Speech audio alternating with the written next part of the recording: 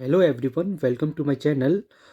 इस वीडियो में मैं आपको एक्सप्लेन करूंगा कि कॉम्बिनेशनल सर्किट्स को डिज़ाइन करने का क्या प्रोसीजर स्टेप बाय स्टेप, और फिर उस पे बेस्ड कुछ एक न्यूमेरिकल्स को हम सॉल्व करेंगे। तो सबसे पहले समझते हैं कि प्रोसीजर क्या है, स्टेप्स क्या होते हैं इसमें। तो अगर सपोज़ कोई आपको सर्किट डिज़ाइन करना है कॉम्बिनेशनल, कुछ आपको टास्क मिला हुआ है, कुछ स्पेसिफिकेशंस दी हुई हैं, तो उसके बेसिस पे पहले आप ये आइडेंटिफाई करोगे, पता करोगे कि भाई इसमें कितने इनपुट हैं और कितने आउटपुट हैं। ठीक है। और जब आपको ये पता लग जाएगा तो उन इनपुट और आउटपुट को आप कुछ एक सिंबल या कुछ एक अल्फ़ाबेट का लेटर कुछ असाइन कर दोगे कि सपोज़ इनपुट आपके पास ए है, बी है, सी है। ठीक है ना, और दो आउटपुट हैं, तो सपोज़ एक्स और वाई आपने आउटपुट मान लिए। तो स्टेप नंबर वन में ये होगा। ठीक है। So step number one.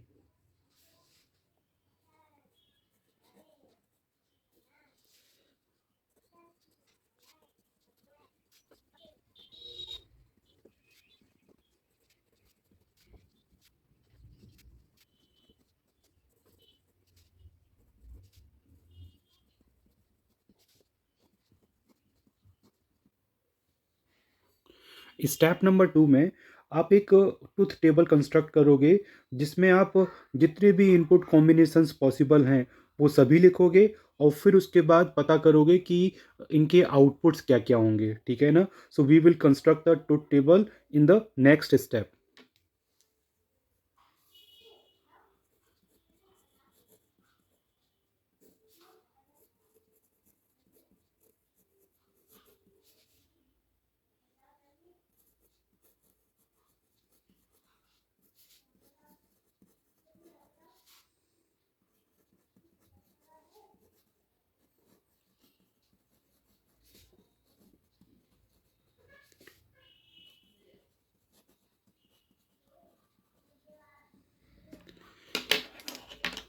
Step number two में गिवन कंडीशंस के अकॉर्डिंग आपने एक ट्रुथ टेबल बना ली। अब इसके बाद क्या होगा, you will write the logical expressions for various output variables.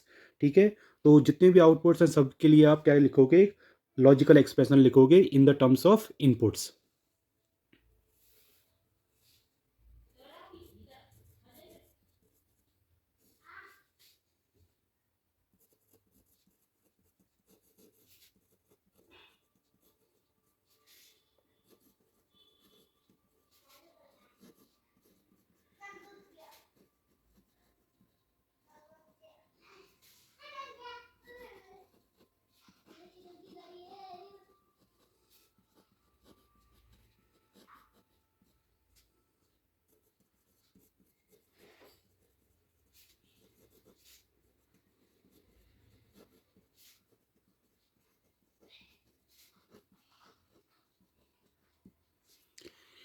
एक बार जब आपने ये लॉजिकल एक्सप्रेशन लिख लिया, फिर स्टेप नंबर फोर में आप की मैप की हेल्प से या बूलियन अलजेब्रा की हेल्प से एक मिनिमाइज्ड लॉजिकल एक्सप्रेशन फाइंड करोगे सभी आउटपुट वेरिएबल्स के लिए, ताकि जो सर्किट है वो सिंप्लीफाई हो सके, कम से कम लॉजिक गेट्स की रिक्वायरमेंट हो आपको सर्किट को इम्प्लीमेंट करने के लिए।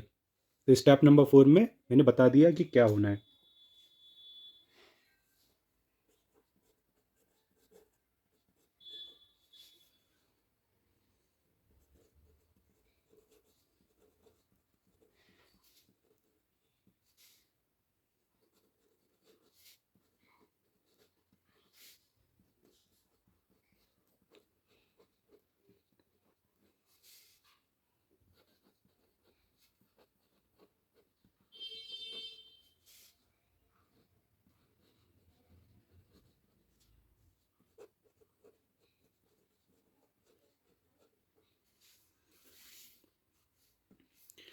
अब इसके बाद लास्ट स्टेप में क्या करोगे आप, with the help of logical expressions आप लॉजिक सर्किट डायग्राम ड्रॉ कर लोगी, और ये हो जाएगी डिजाइनिंग यहाँ पे कंप्लीट।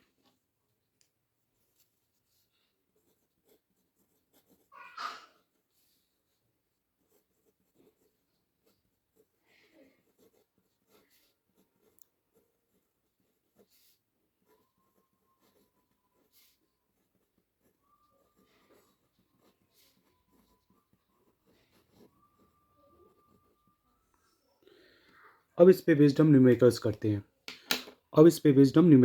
हैं। तो पहला न्यूमेरिकल मैं लिखने जा रहा हूँ।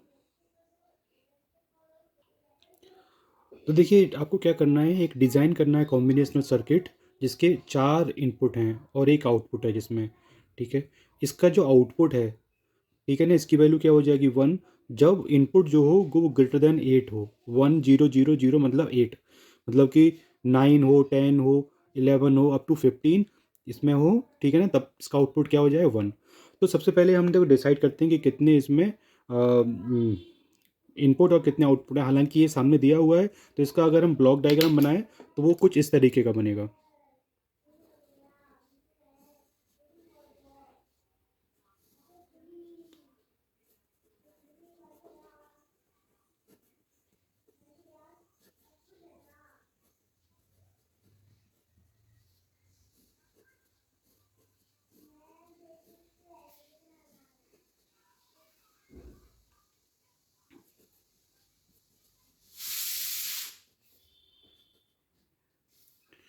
तो देखिए इसमें सर्किट में क्या होगा, 4 इनपुट्स होंगे, ये आपके पास इनपुट्स हो जाएंगे, और 1 आउटपुट होगा। इसको हमने डिनोट कर दिया वाई से, और इनपुट्स को डिनोट कर दिया ए बी सी डी से। ये आपका क्या होगा, स्टेप नंबर 1। अब स्टेप नंबर 2 में क्या होगा, आप एक देखिए इसमें क्या लिखा है, construct the truth table with the help of given condition. अब आपको एक ट्रुथ टेबल अपना कंस्ट्रक्ट करनी है, ठीक है, स्टेप नंबर 2 में। तो उसमें स्टेप नंबर 2 में जो कंस्ट्रक्ट करनी है आपको ट्रुथ टेबल, उसमें इनपुट्स होंगे। तो इनपुट्स आपके पास 4 हैं और एक आउटपुट है, ठीक है। तो देखिए हम किस तरीके से स्टेप नंबर 2 कंप्लीट करेंगे। तो देखिए स्टेप नंबर 2 में हम ट्रुथ टेबल एक बनाएंगे। इनपुट्स और आउटपुट्स के 2 कॉलम होंगे। इनपुट्स में हमें पता है we are having 4 inputs A B C D, और एक आउटपुट है वाई। अब इन 4 इनपुट के करस्पॉन्डिंग हमारे पास जो पॉसिबिलिटीज़ होंगी वो कितनी होंगी, 2 पावर 4 दैट इज 16, जीरो से लेके 15। तो पहला कॉम्बिनेशन हो सकता है भाई हमने zero zero zero zero apply किया हो इनपुट, या zero zero zero one apply कर सकते हैं हम, या जीरो जीरो वन जीरो। इस तरीके से जितने पैटर्न्स हो सकते हैं वो सब हमने यहाँ पे नोट डाउन कर लिए, ठीक है। इसके बाद हम क्या करेंगे, अब हम आउटपुट पता करेंगे as per the given condition. तो कंडीशन क्या है कि आउटपुट 1 तभी होना चाहिए जब पैटर्न जो हो वो 1 0 0 से बड़ा हो, मतलब कि 8 से बड़ा हो। 1 0 0 क्या है, 8। तो जब पैटर्न क्या हो जाएगा हमारे पास 9 10 11 12 13 14, तब उसके केस में क्या हो जाएगा, उसकी वैल्यू 1 हो जाएगी। तो यहाँ पे हम पहले यहाँ मेंशन कर देते हैं कि इनकी इक्विवेलेंट वैल्यूज़ क्या हैं, ठीक है। तो देखिए हम यहाँ साइड में लिख लेते हैं। देखिए जीरो जीरो जीरो जीरो का इक्विवेलेंट क्या होता है, जीरो, डेसिमल में अगर बात करें। जीरो जीरो जीरो वन का इक्विवेलेंट क्या होता है, 1। तो हम इस तरीके से यहाँ पे नोट कर दे रहे हैं।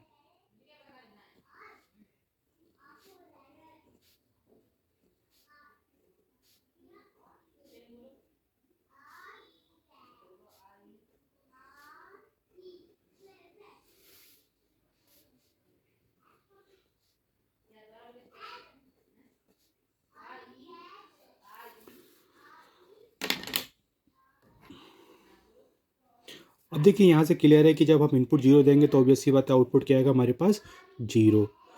जब 1 देंगे तो आउटपुट क्या आ जाएगा, जीरो, ठीक है। जब हम 2 देंगे तो आउटपुट जीरो। इस तरीके से हम इसको फिल कर दे रहे हैं।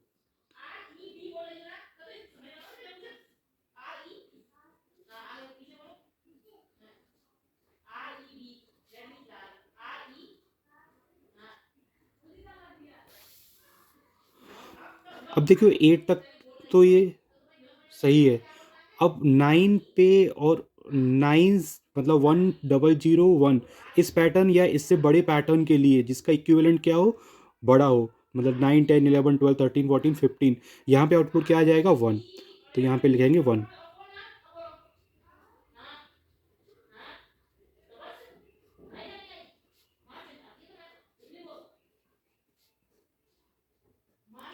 अभी हमने ट्रुथ टेबल कंस्ट्रक्ट कर ली, यही आपके पास स्टेप नंबर 2 कंप्लीट हो गया।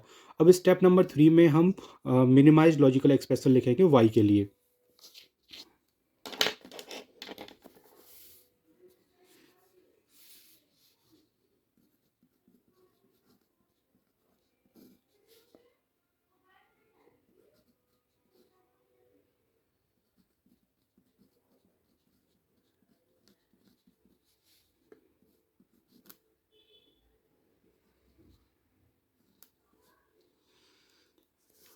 अब हमें पता करना है कि y जो है किस किस वैल्यू पे 1 है। तो देखिए इस टेबल से आप देख सकते हैं कि जब इसका पैटर्न क्या है 1001 मतलब 9, 9 मिन टर्म के लिए 1 है, 10 के लिए 1 है, 11 के लिए, 12 के लिए, 13 के लिए, 14 के लिए और 15 के लिए, वो हम यहाँ पे लिख देते हैं।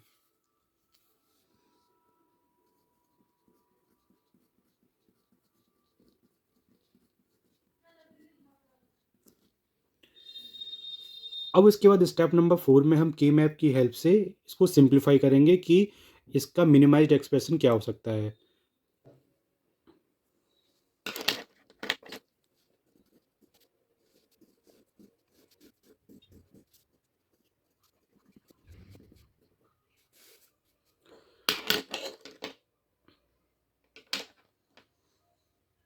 अब इसके बाद इसमें सबसे पहले हम ऐसा करते हैं कि जितने भी बॉक्सेस है उसमें उसका इक्विवेलेंट नंबर हम फिल कर देते हैं। वो कैसे फिल करते हैं देखिए, उसके लिए हम कोई भी ब्लॉक सेलेक्ट कर लेते हैं, सपोज ये, ठीक है ना।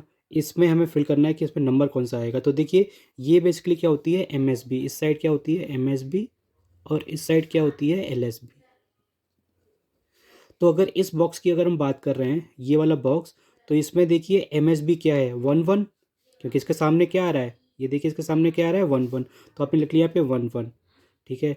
अब इसके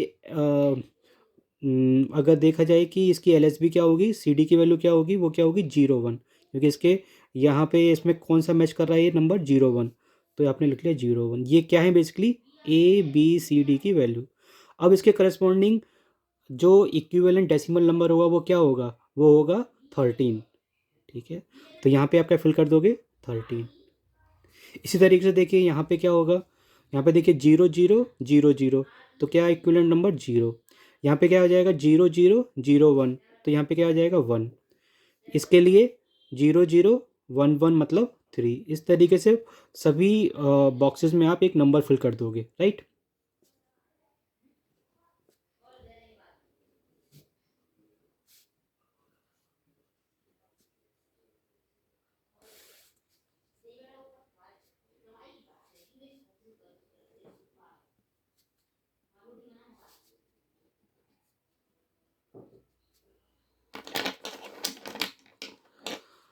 अब आपको जो भी y का एक्सप्रेशन दिया है उसके अकॉर्डिंग जो भी यहाँ मिन टर्म्स 1 है, ठीक है ना, वहाँ पे आपको 1 फिल कर देना है। तो 1 फिल कर दीजिए कहाँ पे 9 10 11 12 13 14 15। तो देखिए 9 10 11 12 13 14 एंड 15। अब इसको आपको क्या करना है सॉल्व करना है। तो इसको कैसे सॉल्व करेंगे देखिए, अब यहाँ ऑक्टेट तो बन नहीं सकता, तो ऑक्टेट नहीं बन सकता तो क्या बन सकता है यहाँ पे देखिए पहले तो क्या होगा, ऑक्टेट तो नहीं बनेगा। तो इसको कवर करने के लिए, इस वन को कवर करने के लिए हमें ये वाला एक क्वाड बनाना पड़ेगा, और कोई पॉसिबिलिटी नहीं है। ये हो जाएगा फर्स्ट टर्म, ठीक है। अब ये 3 1s बचे हुए हैं, इसको कवर करने के लिए आपको क्या करना पड़ेगा, ये एक क्वाड बनाना पड़ेगा, ठीक है। ये हो जाएगा सेकंड टर्म। अब इस वन को कवर करने के लिए आपको क्या करना पड़ेगा, ये वाला क्वाड बनाना पड़ेगा, तो ये कवर हो जाएगा इससे। तो इसके लिए ये हो जाएगा थर्ड टर्म।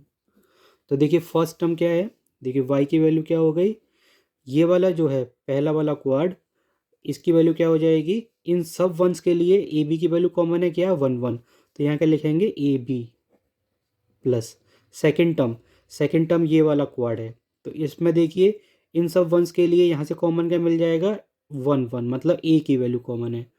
और यहाँ ऊपर से देखेंगे यहाँ पे, तो यहाँ पे क्या कॉमन है, ये 1 कॉमन है क्या डी की वैल्यू, तो ए डी प्लस इस क्वाड के लिए भी क्या होगा, यहाँ पे 1 1 और 1 0 में से क्या कॉमन है 1, और 1 किसके लिए आ रहा है ए के लिए, तो लिखेंगे यहाँ पे ए, ठीक है। और यहाँ पे देखिए इन चारों 1 के लिए किस वैल्यू को आप कॉमन मानेंगे सी डी की, तो देखिए ये 1 है ये 0 है तो कॉमन है नहीं, ये 1 है ये भी 1 है, तो सी की वैल्यू कॉमन है, तो यहाँ पे लिख देंगे सी।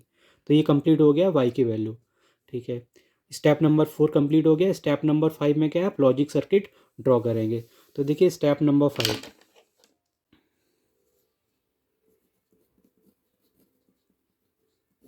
आपको देखिए क्या क्या चाहिए, एक ए बी चाहिए। तो आपने क्या किया कि यहाँ पे एक गेट लगा दिया, एंड गेट। इनपुट क्या दे दिया आपने यहाँ पे, ए बी। तो आपको पहला टर्म मिल गया ए बी। अब इसके बाद क्या मिलना चाहिए, ए डी। तो दूसरा एंड गेट आपने लगाया और इसमें इनपुट दे दिया क्या, ए और डी। इसका आउटपुट ये आ गया। तीसरा क्या है यहाँ पे, ए सी। तो यहाँ पे एक और एंड गेट आप लगाएंगे,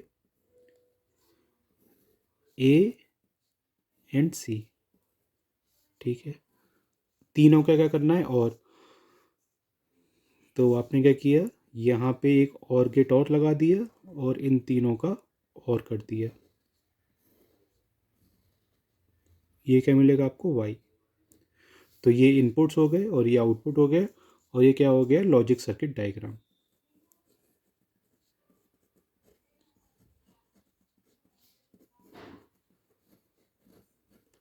तो यहाँ पे ये क्वेश्चन कंप्लीट हो जाएगा। ठीक, इसी तरीके से एक क्वेश्चन और सॉल्व करते हैं। देखिए नेक्स्ट क्वेश्चन में आपको एक कॉम्बिनेशनल सर्किट डिज़ाइन करना है which is having 3 inputs and 1 output. साफ साफ दिया है, 3 इनपुट है और एक आउटपुट है। Circuit produce output 1 when more than 1 input variable is at logic 1। मतलब कि सर्किट का आउटपुट जो है वो आउटपुट 1 होगा केवल तभी जब इनपुट वेरिएबल्स में से या तो एक वेरिएबल या तो ज़्यादा वेरिएबल क्या हो जाएंगे, 1। ठीक है ना, which is having more than 1 variable. देखिए नेक्स्ट क्वेश्चन में आपको दिया हुआ है कि आपको एक डिज़ाइन करना है कॉम्बिनेशनल सर्किट जिसके क्या है, विच इज़ हैविंग 3 इनपुट्स।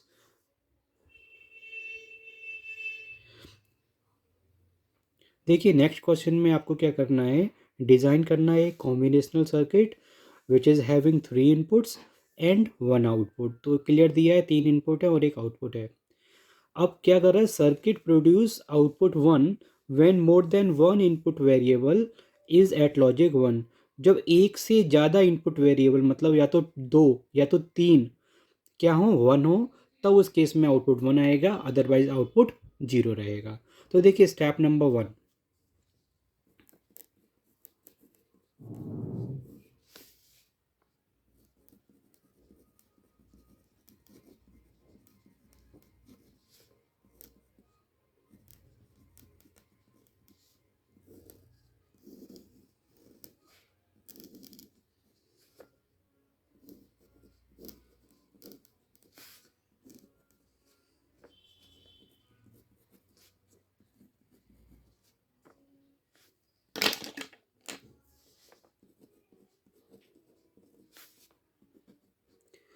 तो इस सर्किट में आपने मान लिया क्या कि आपके पास 3 इनपुट क्या है, ए बी सी असाइन कर दिया वेरिएबल, और वाई आउटपुट है आपके पास। ठीक है, स्टेप नंबर 1। स्टेप नंबर 2 में अब आप तो टेबल कंस्ट्रक्ट करोगे।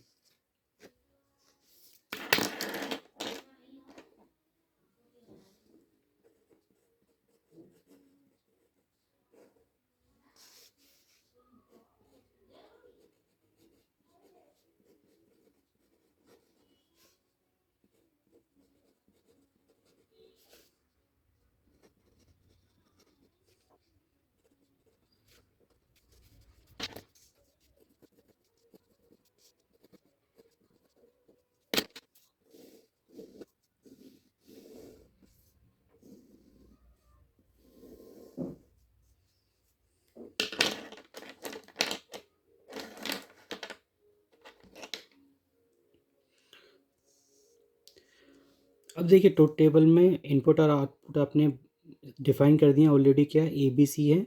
तो 3 इनपुट के केस में क्या होगा, 2 पावर 3। तो कितने कॉम्बिनेशंस होंगे, 2 पावर 3 दैट इज़ 8। तो अगर n वेरिएबल्स हैं तो 2 पावर n कॉम्बिनेशंस होते हैं। ठीक, तो 3 है तो कितने होंगे, 8। तो 0 0 0 पहला कॉम्बिनेशन, 0 0 1 सेकेंड, 0 1 0 नेक्स्ट ऑपरेशन। इस तरीके से आपने पहले सारे जितने वेरिएबल्स हैं पॉसिबल कंडीशंस हैं वो लिख दी, और साथ में आपने यहाँ पे इसका इक्विवेलेंट डेसिमल नंबर भी लिख दिया, 0।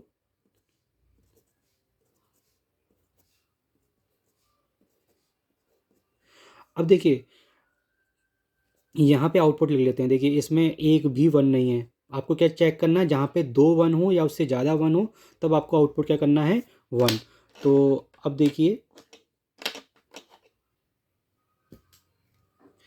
देखिए इसमें क्या है, इसमें आउटपुट आएगा जीरो, क्योंकि एक भी वन नहीं है। इसमें एक वन है लेकिन उससे काम नहीं चलेगा, तो यहाँ पे भी जीरो। यहाँ पे भी एक वन है तो इसके लिए भी जीरो। यहाँ पे दो वन आ गए तो यहाँ पे क्या आउटपुट हो जाएगा, वन। तो एक तो ये कंडीशन हो गई, ठीक। उसके इसके बाद ये जीरो रहेगा। यहाँ पे भी ये कंडीशन सेटिस्फाई हो रही है। देखिए दो वन आ गए, दो या दो से ज़्यादा वन होंगे इनपुट पे तो आउटपुट क्या आ जाएगा, वन। तो ये भी हमने टिक कर दिया। इसके बाद ये भी वन हो जाएगा और ये भी वन हो जाएगा। इसमें थ्री नंबर ऑफ वंस आ रहे हैं तो ये भी और ये भी, ठीक। अब स्टेप नंबर थ्री में हम क्या लिखेंगे, वाई की वैल्यू लिखेंगे in the terms of summation of mean terms, ठीक है।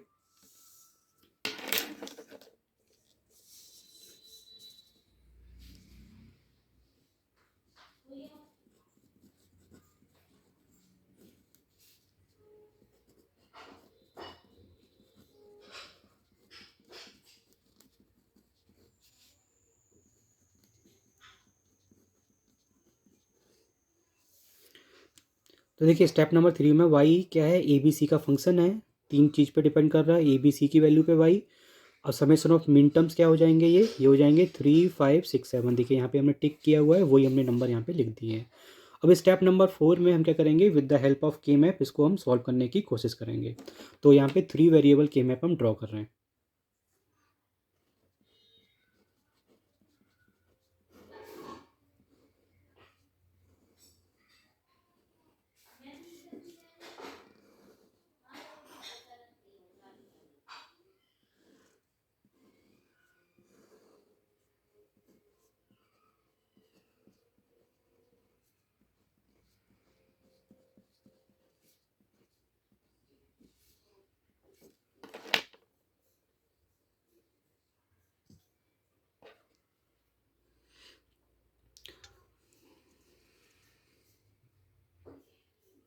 अभी हम इसमें हर बॉक्स में उसका इक्विवेलेंट नंबर लिख लेते हैं क्या है।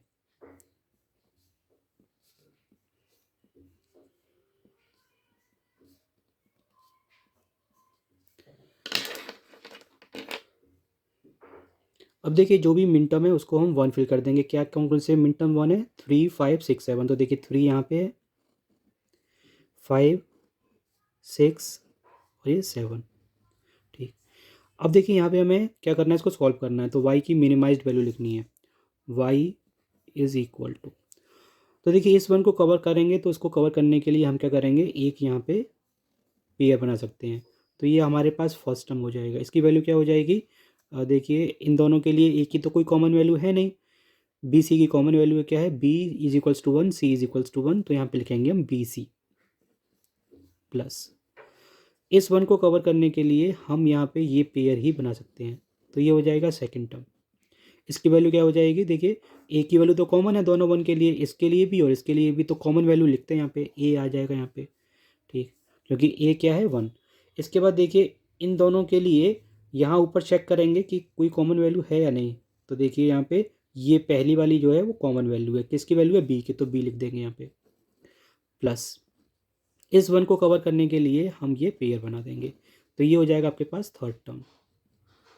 अब इन दोनों के लिए अगेन कॉमन वैल्यू है ए। और यहाँ पे देखिए इन दोनों के बीच में यहाँ पे कौन सा कॉमन है, ये वन कॉमन है। तो कॉमन है तो लिखेंगे, नहीं कॉमन होता तो नहीं लिखते। तो यहाँ पे सी लिख देंगे, ठीक है। अब इसके लिए लॉजिक सर्किट डायग्राम हम स्टेप नंबर 5 में फाइंड करेंगे और ड्रॉ करेंगे। तो देखिए स्टेप नंबर 5, इसमें क्या क्या है, इसमें A B plus A C plus B C है। तो बी सी पहले हम बी इनपुट लिए, सी इनपुट लिए, इसको एक एंड गेट में अप्लाई किए तो यहाँ से बी सी मिल जाएगा आपको।